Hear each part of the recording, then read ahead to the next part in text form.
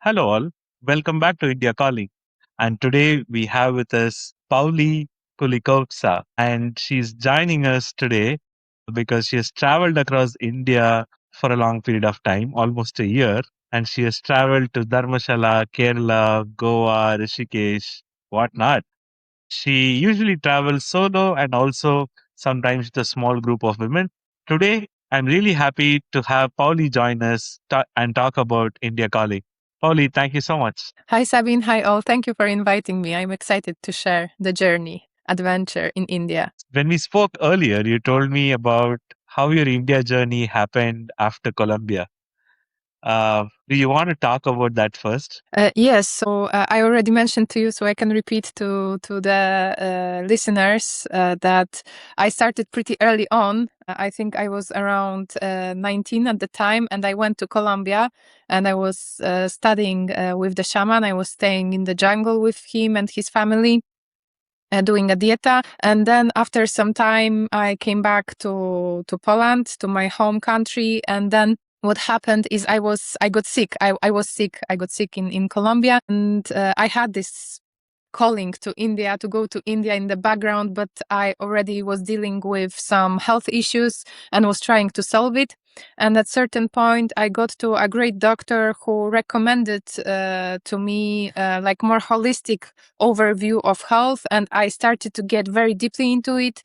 And this is how yoga appeared in my life. And after yoga appeared in my life, it was already pretty clear that the India will be somewhere on the list, but still I was resisting it because right now I'm a little bit ashamed to admit that, but this was my perception at the time. I was associating India with commercialized spirituality, and I didn't want to go there because of that mostly. But finally, after some time, I got invited as a yoga ambassador by the tourist association in Kerala, and also it was the Ministry of Ayush which was organizing it at the time, and with other yoga ambassadors from all over the world, we came to India, and I can say what I can say is the most visited country for me, I think, in my life at that time. In this time, Wow, this is wow, the story. superb.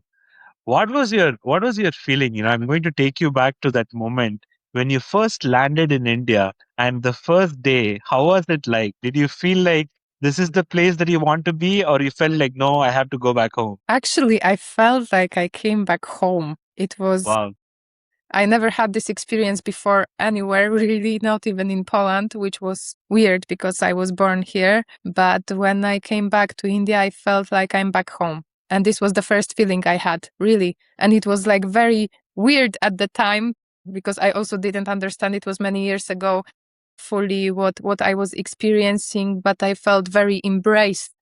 It was very different from what I knew, but still it was very somehow familiar on some level. It's very difficult to explain. So this is how I felt, how it felt immediately. wow. How was your experience in Rishikesh itself? What were you expecting, and what really happened in Rishikesh for you? Rishikesh wasn't my first time in India. Rishikesh was the second time because the first time I went to Kerala and then, traveled around and we had this yoga, and then I did like a full Panchakarma also in Kerala. But Rishikesh, it was also many years ago. And at that time, because I've been a few times to Rishikesh since that moment, it was really amazing. I feel like emotional right now, even talking about it. It was again also like coming back home, but at the same time, like touching something which was very pure. And the Ganga Ma there is very strong. The energy of the Ganga Ma is very strong in Rishikesh, and this was prevalent for me. The experience I had there, I did a yoga, like the next yoga teacher training, also there with my friend.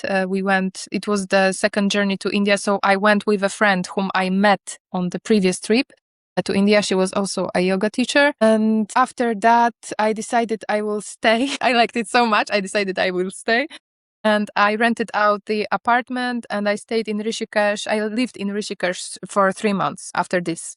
So I had like a full on immersion experience also, as I feel maybe not fully local, because I realized I won't be fully local, but I felt, I was really immersed in regular life and I loved it. It was also very open culturally, the descendants, the yogic descendants, the ashrams there, the studios, the sadhus which were present there, everything was very safe. It was very safe. But at the same time, I don't want to romanticize this experience, because every time when I go to India, and this was also one of those times, there is some karmic issue coming up in my life. And this is also something that was brought up at that time with my personal experiences, but I loved it. I have to admit, it has changed, because Rishikesh has been, since that time, heavily influenced by the hotels and the changing infrastructure. And now, at that time, it wasn't allowed to drink alcohol in there, and now it's possible to do it, and you can feel the change in the energy of the place as those regulations have changed. So this was a little bit sad for me, because I feel like there's some level of purity of this place has been distorted, right? But this is the times we live in, Kali Yuga, so I think it's something to be expected. For anyone traveling to Rishikesh for the first time and who doesn't want to do a yoga TTC, what would you recommend them to go do in Rishikesh? Just sit by the river. Take a dip in the river. The Gangama is also, it's pretty close to Himalayas, to the source, so it's pretty clear as well. So, but there are places to take a dip and just to be by the river, and this is what I would recommend from my experience. And just be in the nature. Near Rishikesh, there are beautiful caves. Even if someone is not fully into yoga, it's still part of the heritage of India. So I truly believe when we're visiting some country or someone's house, we should respect the culture and the heritage they carry. So visiting the caves, where the yogis and the rishis were staying at the time, is also beautiful experience, very elevating energetically. Even though if one is not spiritual, per se, or something like this, still I would say go there. And also, like, from a more earthly bound, the food, the cafes with the view for the river are amazing. I would recommend this as well. And if someone wants to do nice shopping clothing wise, and also like bring some souvenirs back, there are also very nice places in Rishikesh to all this. Like, everything is covered in from that perspective. There are also workshops in music, which is beautiful. There are workshops in art. There's such a variety there, really, such a variety. If one wants to explore, to learn to play sitar, there's also a possibility there, the singing bowls as well. So many things to do there, from my perspective, at least. Um, do you want to share your experience of Panchakarma, and especially, what did you think of Ayurveda as a program before you ended up in Kerala, and how did the entire Panchakarma retreat go? I was lucky enough to be trained in yoga a little bit before going there, so I already understood that Ayurveda is the sister of yoga, so I had respect. And I understood, like, on the level of energy and the body, how they connect. But I have to admit, I didn't understand how going through this experience looks like, because there are parts of Panchakarma, and at the time I had some health, as I mentioned, I still had some health problems there. It was much better, but I was still, working on it. And so I decided I will do a full one. And I would recommend for each and every person, at least once in your life, do a full Panchakarma, preferably in India, at the source, in a good place. Because it has stages. There was the stage with drinking. The first week I was just drinking the ghee, the to soften the body. Purify, to strengthen the agni as well, the inner fire, to start burning the toxins. Then the treatments began, and this is the most pleasant part, when you get all these body treatments, massages, udvardhana with the powder, removing the lymph, removing the toxins. So this is the basic part, and then there is this part which involves the cleansing of the intestinal tract, and this was the most intense one, and I'm glad it was at the end, because already what was happening with the mind. So this is the most interesting thing. I understood physically what's happening, but I didn't understand what would be happening with my mind. How many things from the past like past painful memories would be coming up during Panchakarma, which isn't, you don't have like a full psychological care there and someone explaining you. Like I was talking with my doctor and she was saying to me at the time, your mind is cleansing up. Your mind is cleansing up all the negativity, you know? Yeah. But like, this so much negativity coming up from the mind. Emotional cleanse. I cried so much every day, really, like, this powerful, very, very powerful experience. And definitely, as I mentioned, I recommend if one can afford it and allow oneself to give this time and space, it's a beautiful gift to oneself. Wow. That's very profound for you to share your experience of Panchakarma. And it pretty much sums it up. It's really a beautiful experience for anyone who wants to go through a cleansing process at a comfortable level, right? Like you don't have to do anything, just be there for 14 days and you're totally cleansed. Yes. So the minimum which makes sense is 21 and the total is 40. Yeah. You always wanted to come to India, and I'm sure India has left a deep mark in you, and you keep traveling back to India now. But was there one place or more than one place where India actually revealed to you when everything clicked, when you felt like, yes, this is why I should be in India. This is why I am in India. Did you feel that? I want to say every time is like this, but it's not. Sometimes India just calls me for 2 days. And this is what happened 2 times this year. I went to India. I was supposed to stay for longer periods of time, but after 2 days, I felt my task is done. I did what I came to do and it's over. So, for example, I did this year the Pitru, so the ritual for the ancestors in Gaia.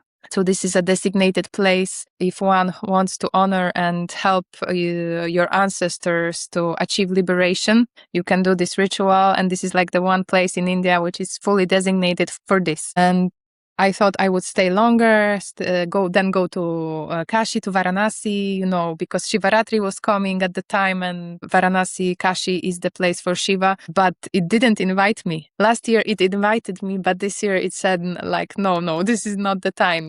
So to sum it up, there is not one single time. The thing that has changed my relationship with India deeply is my Guruji.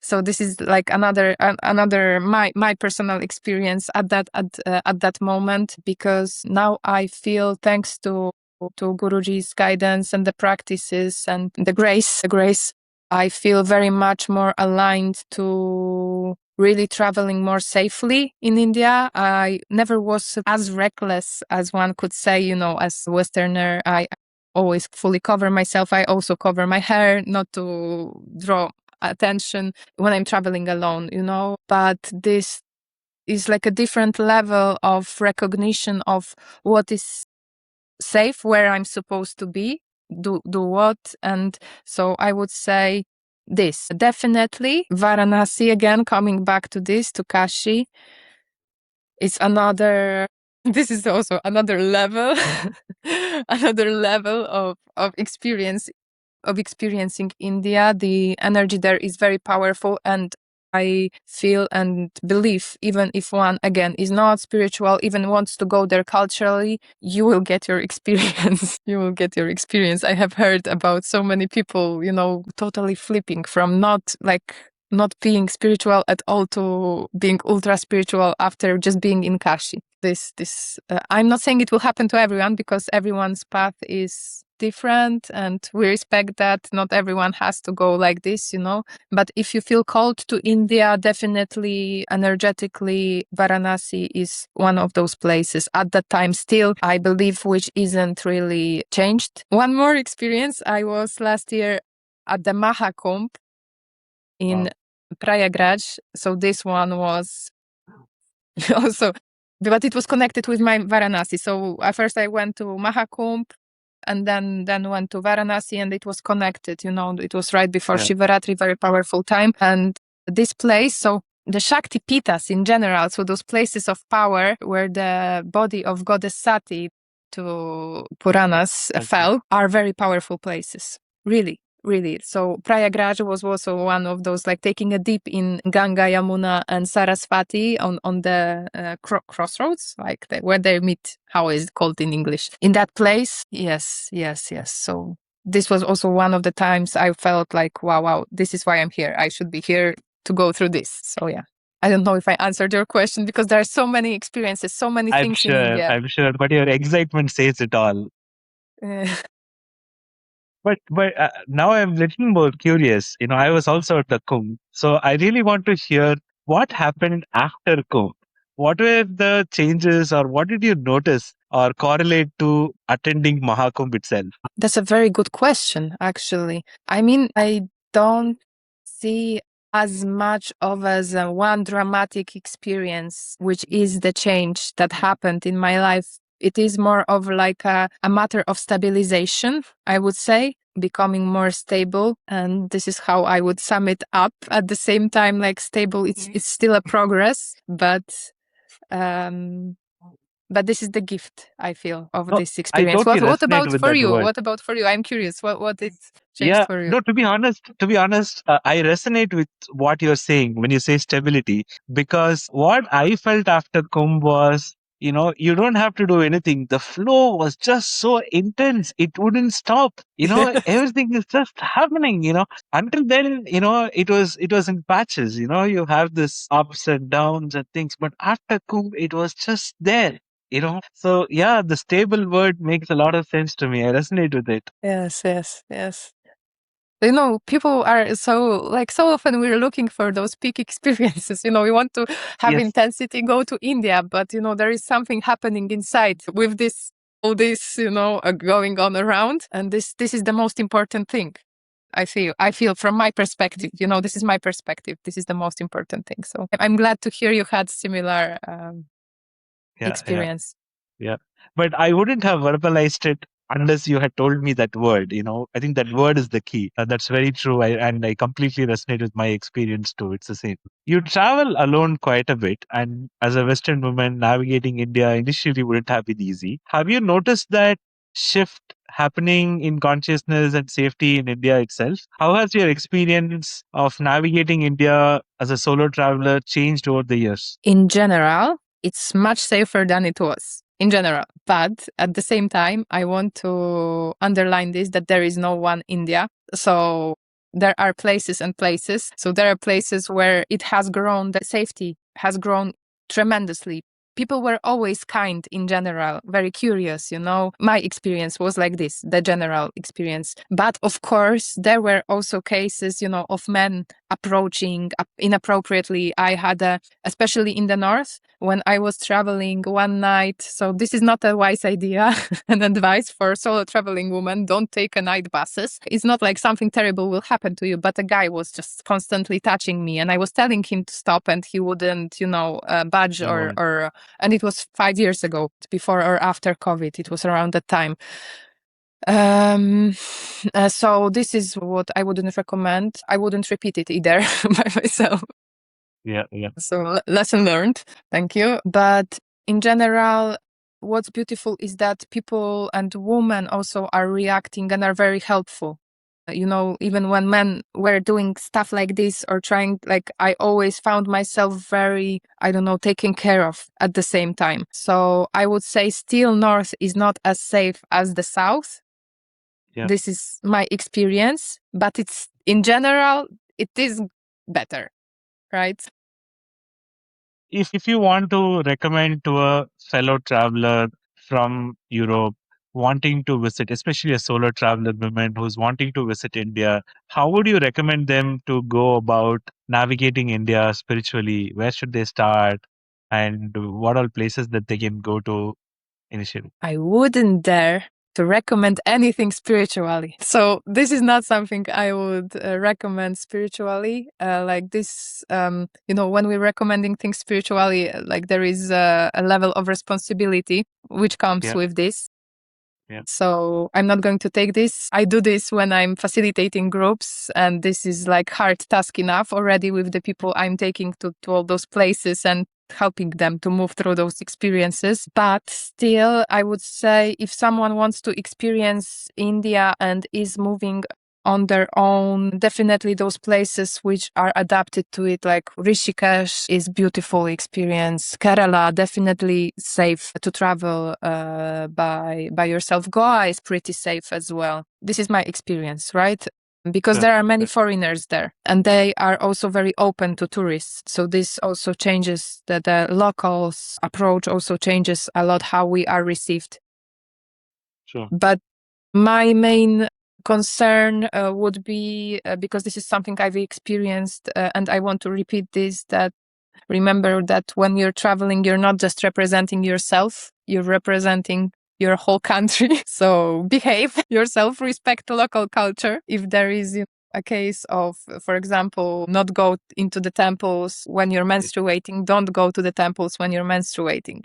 Stuff like this, especially for women, because women in the West, my experience, don't want and don't like to be limited in that way, but we don't understand the full context. So respect the rule that is placed there. And this is something I would say and dare to advise spiritually. Yeah. This definitely. But Kerala is again beautiful place. Do you want to talk more about Kerala and your experience in Kerala? I mean, it was my first time in India, and it's also like I was talking with my friend who's also, working in Kerala. He lives in Kerala, and he says like he realizes that in India, this is a very good place to live. Like if you're living in India, living in Kerala is a good place to live. And I totally agree with this. From what I've seen, how Kerala is developing, that there is a still deep respect for the traditions, but there is still a development. There is still development, and people are educated, and that is very visible. So it makes traveling also easy for a person who doesn't speak Hindi or Tamil or Malayalam, whichever of the local languages. So so yeah, this is one of the things, and of course, beautiful ocean, the beautiful temples, the greenery, the animals. Again, I don't want to romanticize India because it has there is an intensity, such an intensity and variety of what we could label good and bad, but still my experience in Kerala was mostly positive. So that's why I'm saying go there. Yeah, got it. You mentioned this quite often, early on in the conversation that, you were quite resistant about coming to India. And I'm sure, your perspective change started to shift after you started coming to India. But what was driving that initial resistance? I'm sure many people have the same resistance. If you could talk about it, it'd be nice. I cannot explain this, really. That's why I said to you, I feel a little bit ashamed because it was like a prejudice I had. I don't know where I had it from. I don't know, maybe I heard something somewhere. Maybe because, like the spirituality was kind of like sold in the West in that way, like sold in the West, like that this is how it is in India. And, there are people who want to get money from you. And of course, there are people who want to get money from you. I mean, everyone should earn money, but there are also people who want to just get money and not give you anything of value. But this is not just India.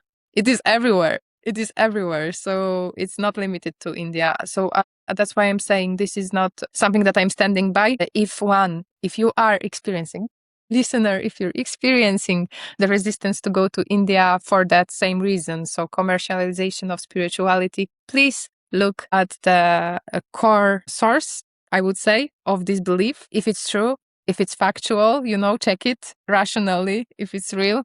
And if you feel drawn to go there, please go, because it will change your life for sure.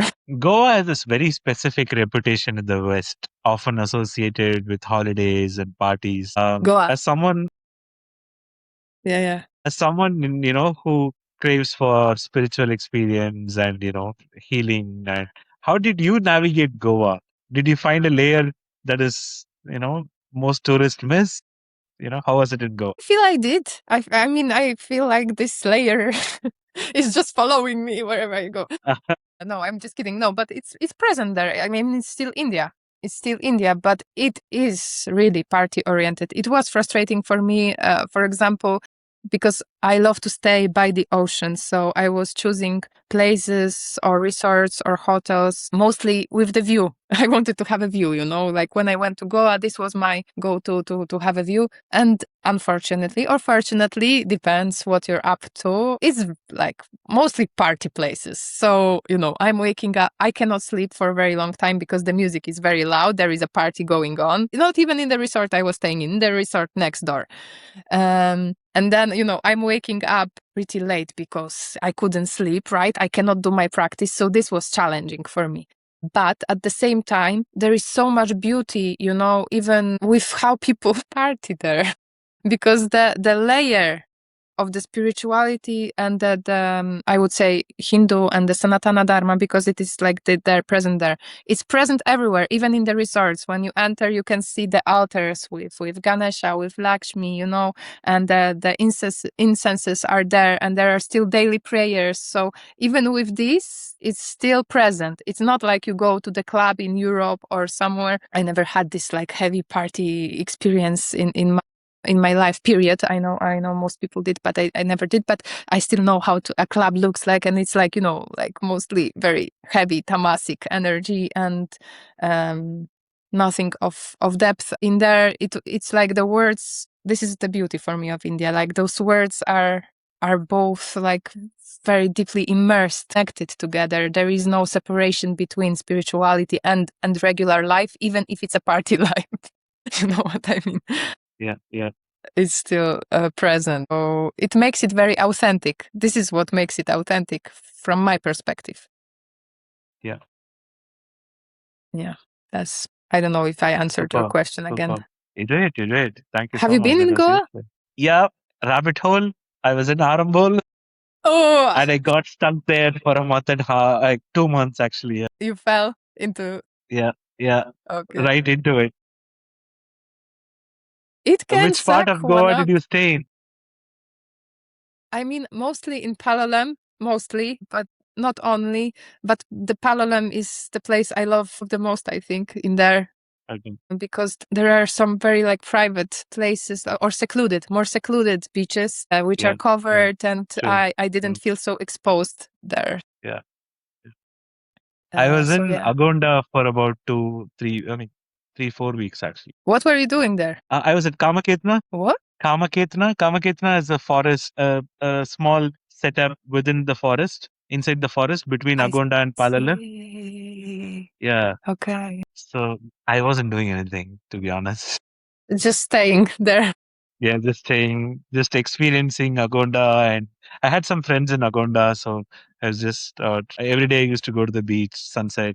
In fact, I never once stepped foot on the Palalam beach, even though I've been to Yeah. Palalam a few times. But yeah, that's how it was. It's a loss, really, really. You have to go back there and Yeah, it's been calling, but I don't want to step foot near Goa. You don't trust yourself? So even now, I have some friends who I might like. I stayed there for a while, right? See. So I have some friends, and they keep saying, "Bro, come back to Goa." I'm like, "No way! I have met you all. Thank you so much. 10 years later, I'll come back to Goa." I understand this. I didn't have any friends there, but it's very easy to make friends on Goa also. Yeah, Like very true, very true. they don't stop inviting you to places. Really, true. I agree with this. Let me take you to a very contrasting energy, Dharamshala. Okay. Oh yeah. I love this place. Really, it's amazing. It's very different. Again, very different India. Very different India. I think the Tibetan influence there. Due to the Tibetan influence, I didn't fully feel like I was in India because of this.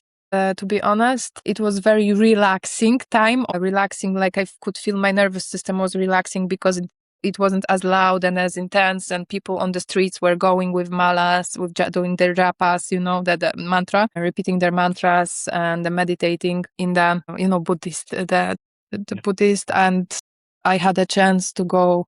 There are lamas staying there, so I went for the meetings with the lamas and that had the teachings. So this is also something beautiful and very, I feel, unique to the ecosystem of Dharamshala, and also the nature there, the mountains. My God, really, everything is beautiful.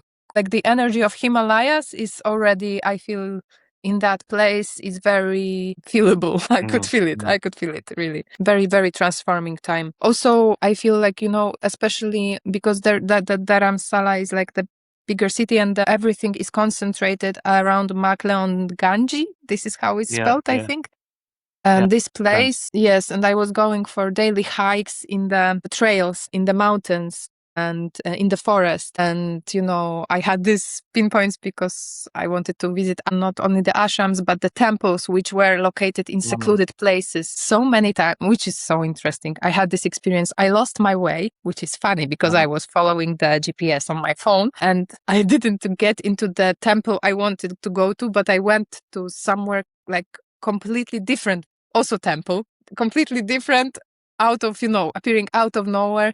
And those type of experiences, also the animals in there, amazing, really. Like, I don't have words. I feel like sometimes, describing India, I feel like truly my language is not sufficient enough to describe the beauty and the multi-layeredness of this place. And it's also, I felt it was also very safe. What's beautiful, again, also for the travelers who like to explore the culture and the art in there is very different because it's again, Tibetan Buddhist art. So I bought a few pictures, and not only the pictures, but the mandalas with the murtis and the mandalas itself, amazing. Really, like, this is different India. This is different India. For sure. And I'm taking a guess here. You made more furry friends in India than humans. What? I think I would say similar. But you Sorry made a about the lot. dogs. They're just very attention seeking at the moment.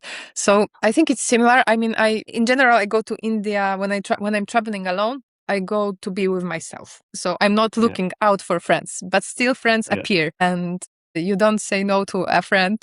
If you have a friend on your way and a kind spirit meeting, and they're again coming back to meeting incredible people. Really, I met truly a lot of people in India, and I had more positive experiences with Indian people than the negative ones. Even once, I have to tell you this story, what I did last year. Last year in Kashi, because Indian system of ATM is a little bit different than in Europe. So, I mean, I think it changed this year because the first thing you have to take out the money and then you take out the card from the ATM. Yeah, true. And in Europe, it is you first take out the card and then it gives you the money. So this way, you never forget your card. So what I did, I left my card in the ATM in Kashi, and imagine this, a guy found me on Facebook, wrote me that he found my card. He brought me my card. We met next day, and it was day after Shivaratri. So I was like, I lost my card, and it was the only card I had at the time, which wasn't really smart. Still, and he brought me. He wrote me. He couldn't reach me initially because the messages fall into the other folder, so I didn't see it. So his other friend found me on Facebook, on Instagram, and wrote me on Instagram, his friend, and he told me, my friend, found your card and he wrote you on Facebook, please write him back. And I'm like, okay, looking, found, and they brought this card, and I wanted to give them money as a thank you, just a little bit, like something, and they didn't want to take money from me. Can you imagine this? Like, from my perspective, this is not something that is very common, especially nowadays, but still, like, this kind of things, the only negative experience with theft I had from the monkeys in Rishikesh who stole my phone. Really? They are the ones to be careful about. Like, they can be demanding. Yes. I had in my bag a banana for lunch, from lunch, and the phone. And they came and they took my bag, and someone told me not to fight with them over the bag. It's better to give the bag. So they took my bag, they stole my phone, and I found it a day later, completely broken, trashed, like somewhere near the place where I was staying. Of course, no banana, but I wasn't expecting a banana in there, still. Yeah. But this was the only negative experience in that way, I had when it comes to this. But people, amazing, really. So monkeys and you didn't get along well. What about the dogs? Because I know Rishikesh dogs are always waiting for someone to pet them. Especially, I'm sure in Goa also it's the same. So Same. did you make a lot of dog friends too? I mean, I try to, like, to a degree, you know. Okay. It's like, for me, it's a little bit heartbreaking because the culture in here of taking care of the dogs is different, you know, like, Yes. I mean, it's also changing. I can see it's changing throughout the years in India. There are many also people who have dogs, which wasn't that. I didn't see initially that many people walking dogs a few, like 10 years Yeah. back, you know. Yeah. Nowadays, I Yeah. can True. see people walking dogs, like really being friends with dogs and stuff like this. So this is really nice to see. Be prepared for this. When you bring your own women groups to India now, how do you help them navigate the chaos and find that inner serenity, stay with India? So I'm preparing them. Before we go, we start the preparation process with the practice. They receive a practice, and I'm preparing them mentally for the cultural shock, because it might be a shock, and I realize this. And also during the trips, they are organized around also daily yoga and meditation classes that I'm facilitating. So this helps to keep them grounded in the intensity of the experience. From my perspective, you know, also we're visiting places also due to my profession and the interests, and where I feel called. We're visiting many sacred places, and this is also one of the things that, from my perspective, is helping to experience India in a very grounded way. There is a lot of conversations, you know, happening on the way. A lot of conversations, a lot of comments, you know, about how to handle certain stuff. So yeah, this is also like we're talking a lot of talking. Yeah. Yeah. Nice. And when you sit with this group, what are the top three things that you tell them in terms of cultural etiquette or India to dos? What are the top three things that you'll definitely cover with your group? For women, first is always a dress code, because we are always drawing attention because we are from the West and we're very visibly different. So again, to respect the traditions. I know that there are the modern Indian women, in especially in bigger cities, don't like, they are more relaxed around it. But we're traveling to very varied places, so to keep it safe and to keep it more contained and easy for everyone, I just recommend for everyone to wear long clothes, and this just to be, you know, fully covered, not to provoke any like this type of unwanted attention. So this is the first thing. The other thing is to, in many cases, I wish I wouldn't have to say this, but even in the last group I had this experience, you know, to respect the local culture. You're visiting. You're visiting someone's home. So if someone is taking off the shoes entering the temple, take off the shoes. Like stuff like this, you know, like a basic etiquette about this. Also another thing is, and it's not because I don't like it, because I love street food, Yeah. but it's not really safe for a person who hasn't been traveling and it doesn't have this developed, I would say, inner immunity. Even if someone has Yeah. developed the inner immunity, things still happen. So not to eat from the street vendors usually, except for Yeah. the chai. So this is the only exception we have for the chai, because there is no chai like the chai from the street vendor, at least from my experience. So those are the three main things, I would say. When it comes to preparing to travel, and it is like as with everything, you know, it's good to read, it's good to know, but really, like, it's like looking at the map. By looking at the map, you won't know what's happening Mm. Um, in the experience itself. So again, one has to go there to see and to understand, even to our own limited capacity, what India is. And, you know, looking and even talking about it like this, I mean, it's amazing to share with you and to connect with you, because yeah. again, I feel Yeah. like I'm connected with India, but it's not going to change this experience like it's not going to replace going to India, truly. That brings me to my last question. Where do you feel most called to return to next? Which part of India you are really eager to explore? I don't know. Like, the thing is that I already feel I came back. I think we talked a month ago. I came back a little bit less than a month ago, 3 weeks ago Yeah. Yeah. from Yeah. India. And I was like, oh no, I need to land. It will take me time. It will take me time. And I already was talking 2 days ago with my friend, and I said, I feel like I need to go to India again.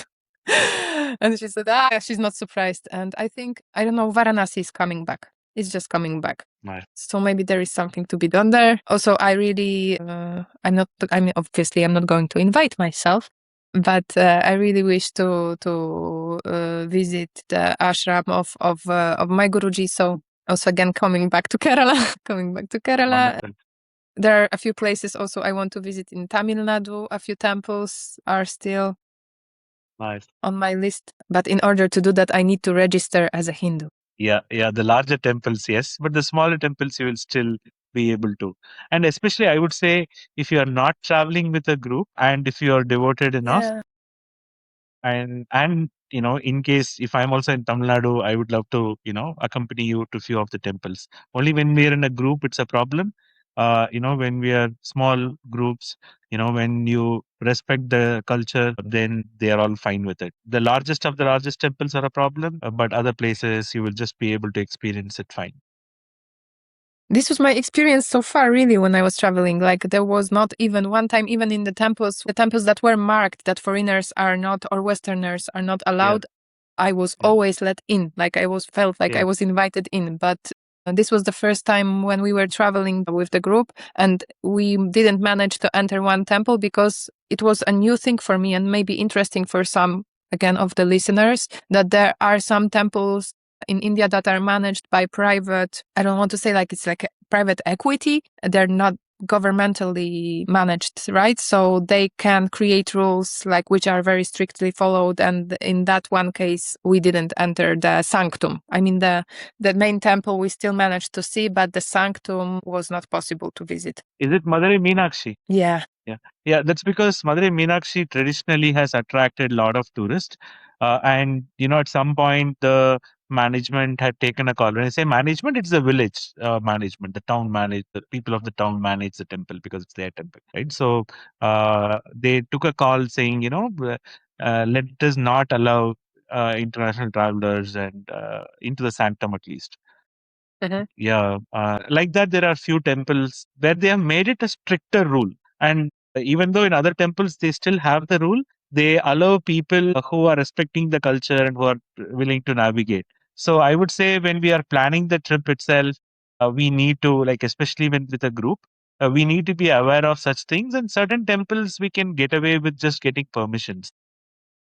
Okay. So it's absolutely fine on that regards, is what I would say. One question that I missed asking you early on was, in Indian tradition, one of the major thing is the guru.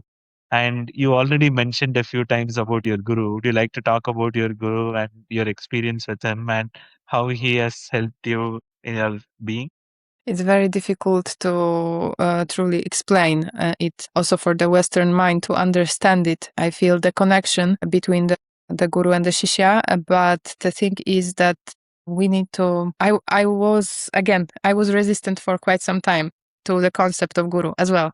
So this is another thing because of my conditioning, and also the abuse of people who are abusing their power in their positions of power. And at certain point, I realized I'm not going to kind of like progress any further with the thing that is happening inside without a proper guru. So I started to look for a guru, and I initially didn't have a good experience. I think one of the important things when one is looking or wanting to have a guru is to obviously pray for one, but not to do it from the point I want it now, to allow the reality to kind of bring the right teacher and to check whether the teacher is the right teacher, not to kind of get blindly into following someone.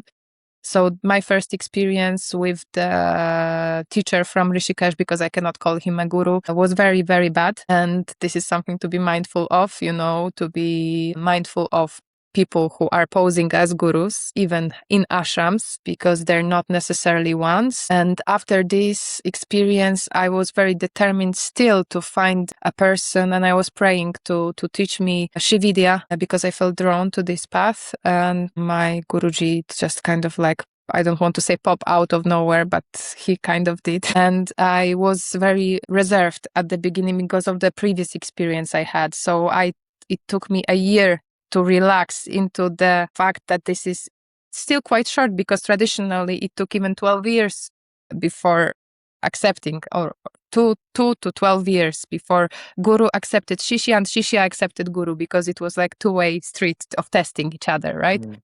And for me, it was like 1 year, and the changes is very difficult to explain, but all the problems I wasn't able to solve, even with meditation, with the practice, with the guidance and the grace of my Guruji, kind of got solved little by little. And what I love about also the path of Sri Vidya and the Guruji Yogananda Natha is that he is a grihasta, so he has a regular life, he has a family, he works as a regular person, besides doing this, so he knows life. And the practitioners, we don't have to, escape into the caves or separate ourselves from living our lives fully. It's more about unfolding and the perception while we are still here doing where we were born, doing the work we are done to do. We were born to do.